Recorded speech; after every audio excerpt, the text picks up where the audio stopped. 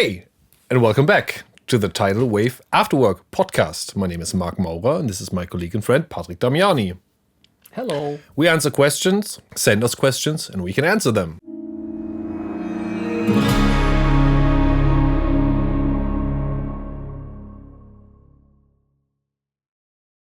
A question from Martin Ehlen. Hi, Martin. Hey, Martin wants to know, I'm doing a concert mix right now, but I'm having trouble with my stereo image. For example, I only have one mono overhead for the drums, but 5 main vocalists who sometimes sing by themselves, but other times all together. How would you approach getting a mix like this wide and balanced? Thanks. Okay, so a live tracking of a concert mix. The question is, what other instruments are there involved? Doesn't say it. The thing is that a live front of house mix would not be as wide as a mix for a CD or streaming or whatever. Yeah. For an actual record of that concert, I would approach it quite differently. So if you have 2 guitars, I would pan them somewhat left and right. Hopefully you have some ambience tracks so that you use the closed microphones and mix it as if you would mix an album, and then use the ambience microphones to just give the impression of live. But regarding width, a question again is, will there be video material with it? Yes, that's also because the visual or the audio has to match the visual. Yeah.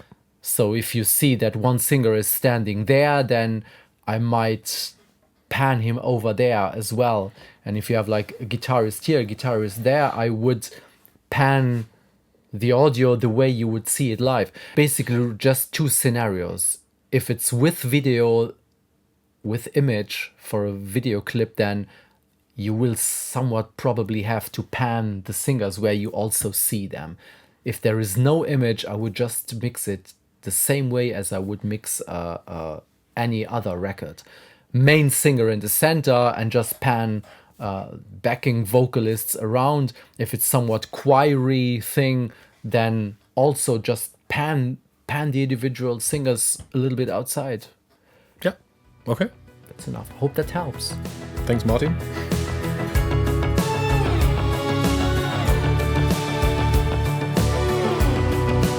Are you ready for the next question? I hope so. Okay, let's see. Heiko Bellemann is asking. Hello. What do people mean if they say that a recording sounds too digital? Yeah, I think maybe too digital just refers to the fact that in the old days, where I was a little baby boy and stuff was recorded with analog stuff and not digital, because of all the wire and the transformers and blah, blah, blah, blah, blah, there was always like noise and saturation and what we today would call like coloring of a sound, and that was just a given. So everything had a vibe and had like this flavor. And then when there were like plugins, I guess they were just really generic and clean sounding, and that's what I would get out of like something sounding too digital. So I think to get rid of it, you just have to know what analog stuff did to a sound just by existing, by not doing anything, basically, just by going through analog stuff or recording on tape. And now you have to manually add those things in if you want to have some like grit or saturation, and you record very clean into like a modern USB interface, for example, at home.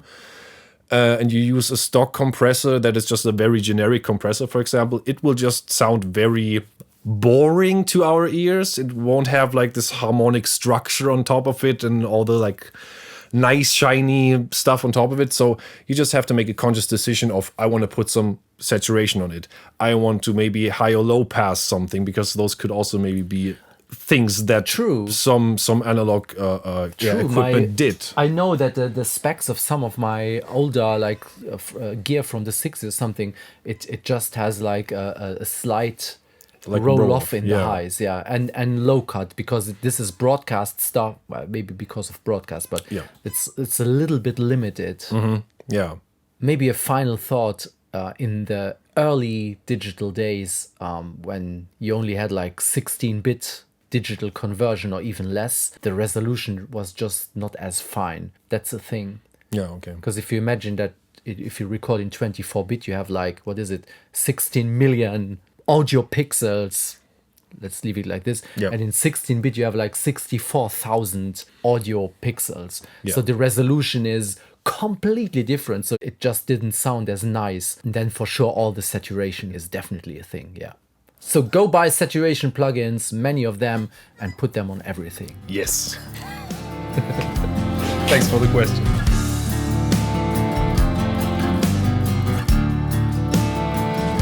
Okay, we have another question from Eddie Hefner.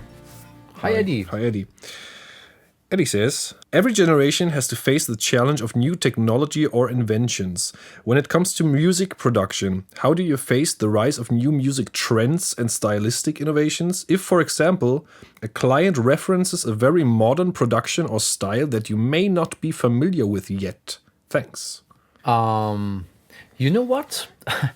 I somewhat never actually think about this kind of, is my mix modern enough or something? I just don't do it. It somehow, not magically, but fortunately, it somehow just works. Yeah. I don't know if that's because you intuitively just move along. Maybe I don't do this kind of music. Maybe if you're working in electronic music or something, maybe trends evolve quicker, but I don't do electronic music. So, and another thing is, I think this is more relevant on the creative side. If you are working on an arrangement and you work with modern sounds, then you have to bring up those sounds during recording or production. And I think it's less a mix thing than more a recording thing, if you ask me. And when it comes to mixing, I think you have your fingerprint, and if you don't stay stuck in the 1980s and bring up those 80s reverbs and stuff, you just somehow intuitively move along with actual taste. And I have never had that thing that's like, yeah, but it needs to sound more modern. I have never ever had this. And if a musician brings you a reference and says, yeah, I really love this kind of stuff, then you just listen to how do they use reverbs, how do they pan stuff, how do they treat drums, and then you know the aesthetics, and then you just move within that sonic aesthetic world, and then you're good to go. Yeah. What you said. Hope that helps. Thank you.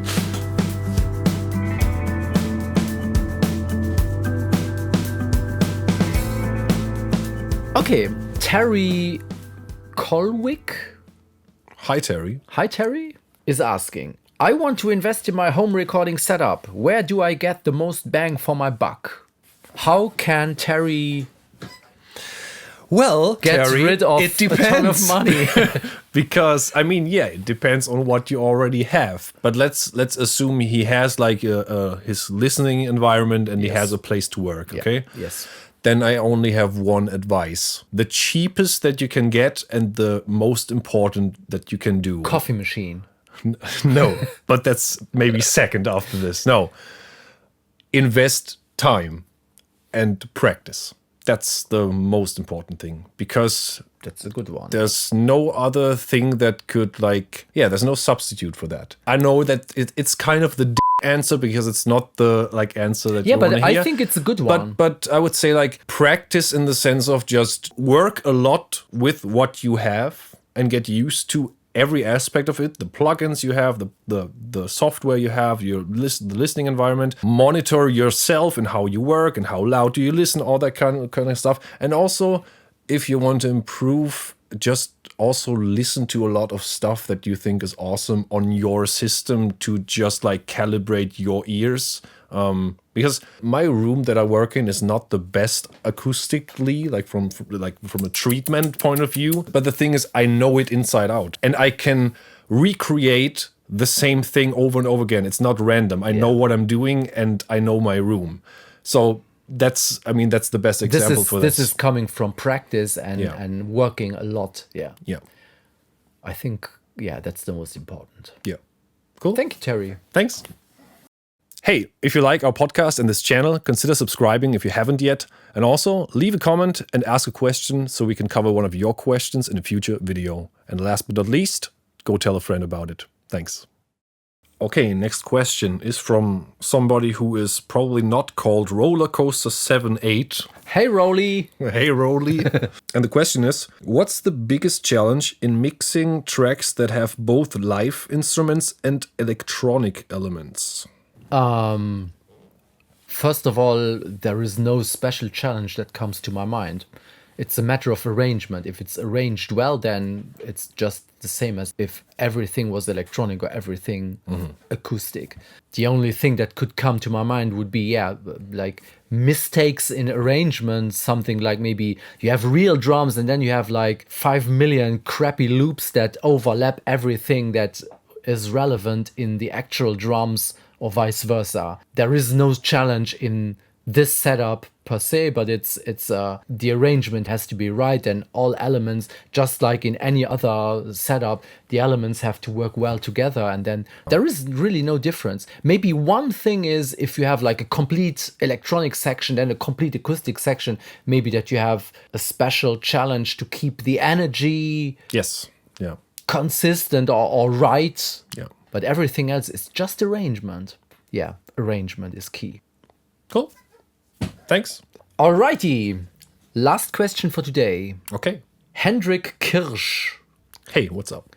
Is asking, how should I handle negative feedback I got for my mix?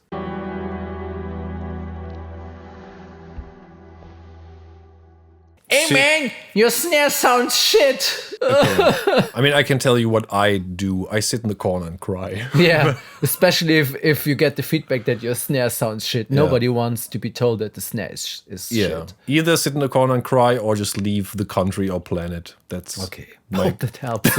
That's my go-to. Okay. Yeah. Handle negative feedback about the mix. Just deal with it. And I mean, seriously, I think we all have this, that negative feedback for some reason for a mix is just like, it's heartbreaking. But I think you just have to come to terms with it, deal with it, and not take it personal. That's the main thing. And just be like, okay, it's, as we have said so many times in prior episodes, it's music. Music is subjective. It's the artists or bands' music. It's something they created. They know when it's done. They know when it's right. You don't. And if you miss the mix, it's not because you suck. It's because you just missed it. It's because it's subjective. Maybe there would be other people that would love your mix, but they are not the artist. So it doesn't matter. That's the thing. I have read and seen interviews from the big names, and even they sometimes just miss it. They just didn't have the same vision sonically as the artist. That's it. The thing is, it's like within, it's customer care. You go to a shop, you buy something, it doesn't work the way you want it. The only thing is, how do you handle it towards the artist? If you say like, that's not the way you should handle it. You should say like, okay, cool. Tell me what you really like. Tell me what you don't like, and tell me why you don't like it. And tell me it in a way that I understand it. Really try to understand what exactly it is that the musician does not like. And then just change it. Fun fact is that many times when I got the feedback like, that's just not right, blah, blah, blah, it was just like a little bit less reverb and maybe a little bit less general compression, and everything was fine.